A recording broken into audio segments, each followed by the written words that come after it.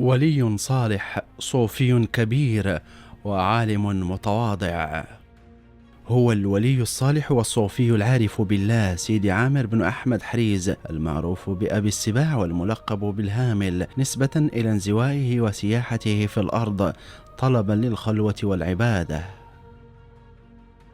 ولد في مدينة فاس خلال القرن الثامن الهجري، ونشأ في بيت علم وتقوى، فحفظ القرآن الكريم وتعلم علوم الدين، وكان من أهل الورع والانقطاع للعبادة.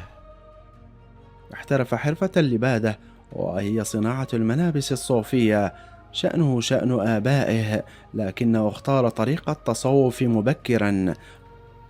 خرج من فاس مع والده في رحلة روحية وعلمية، جالا فيها مناطق كثيرة حتى وصل إلى توات ودرعا، حيث توفي والده ودفن هناك. بعدها وصل الشيخ عامر رحلته نحو سوس ليستقر في جبل أضاد ميدي بمنطقة أيتباها، وهناك اتخذ خلوته وقضى فيها أكثر من 12 سنة متفرغا للعبادة والتأمل.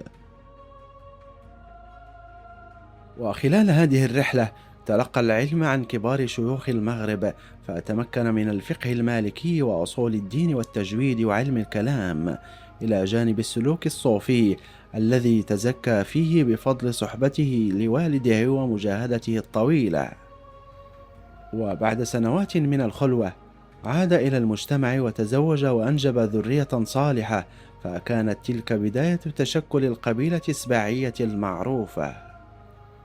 ومن خلوته بذاك الجبل بدأ الناس يفيدون عليه، يطلبون بركاته ويتلقون عنه التوجيه والتربية الروحية، فذاع صيته واشتهر أمره، وظهرت على يده كرامات عديدة، منها كرامته مع الأسود التي يقال إنها كانت تطيعه وتسير معه، ومنها جاءت كنيته أبو السباع.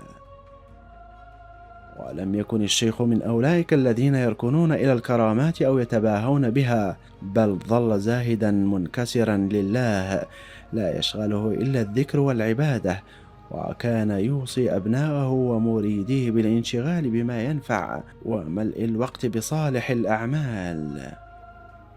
وقد ترك هذا الولي الصالح أثرا عميقا في الذاكرة الدينية والروحية لسكان الجنوب المغربي، وظل اسمه حيا عبر الأجيال كمثال للزهد والصدق والإخلاص وعبادة الله.